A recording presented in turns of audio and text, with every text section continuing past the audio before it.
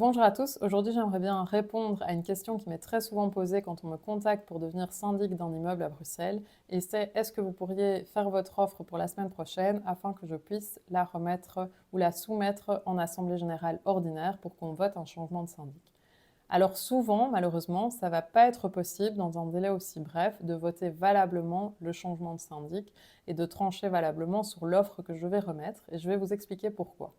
En fait, les immeubles à Bruxelles, les copropriétés, sont tenus, et ça c'est la loi, de se réunir une fois par an pour ce qu'on appelle une assemblée générale ordinaire, qui va permettre de prendre les décisions importantes pour l'immeuble, que ce soit pour des travaux, des validations des comptes, la validation du budget pour l'année suivante, et en fait tout ce qui n'a pas caractère urgent, puisque tout ce qui est urgent, ça va être une assemblée générale extraordinaire, où ça va être géré dans l'urgence par le syndic. Mais tout ce qui n'est pas urgent et qui relève de la gestion normale devra être décidé pendant l'assemblée générale ordinaire. Alors, pour permettre au maximum possible de copropriétaires de participer à cette assemblée générale ordinaire, on fixe dans l'acte de base une période, qui en général est une période de 2 semaines, pendant laquelle l'assemblée générale ordinaire doit avoir lieu. Par exemple, on va dire l'assemblée générale ordinaire de l'immeuble aura lieu durant les 2 premières semaines de juin. Ça veut dire que normalement, le syndic, quand il va quand il va en fait décider de la date pour l'assemblée générale ordinaire, il va devoir respecter cette période-là.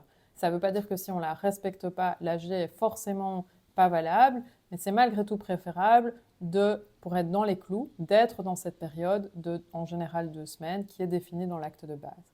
L'autre contrainte qu'on va avoir, c'est que la convocation pour cette assemblée générale doit partir 2 semaines avant la date réelle qui a été choisie pour l'assemblée générale ordinaire. Donc on reprend l'assemblée qui doit se tenir entre le 1er et le 15 juin. Dans un monde idéal, si on décide que l'assemblée générale ordinaire aura lieu le 10 juin, 2 semaines exactement avant le 10 juin, on va devoir convoquer tous les copropriétaires à cette assemblée générale ordinaire. Alors quand on pense convocation, en général ce à quoi on pense c'est le lieu, l'heure, l'endroit à laquelle on va se réunir. Bien sûr c'est exact, hein, c'est le principal quelque part dans une convocation, mais un des points fondamentaux également, c'est qu'on va y retrouver l'ordre du jour qui va être discuté à l'assemblée générale. Alors vous allez me dire quelle importance, est-ce qu'on ne peut pas discuter un point supplémentaire? On peut certainement parler d'un point supplémentaire ou évoquer un point supplémentaire, mais le problème, c'est qu'on ne va pas pouvoir voter sur un point supplémentaire parce qu'on ne peut voter en assemblée générale ordinaire que des points qui étaient sur l'ordre du jour de cette assemblée générale ordinaire. Et c'est pour ça que c'est fondamental de bien remettre les points qu'on veut soumettre au vote en assemblée générale dans les délais. Et alors le délai, vous allez me dire, c'est quoi?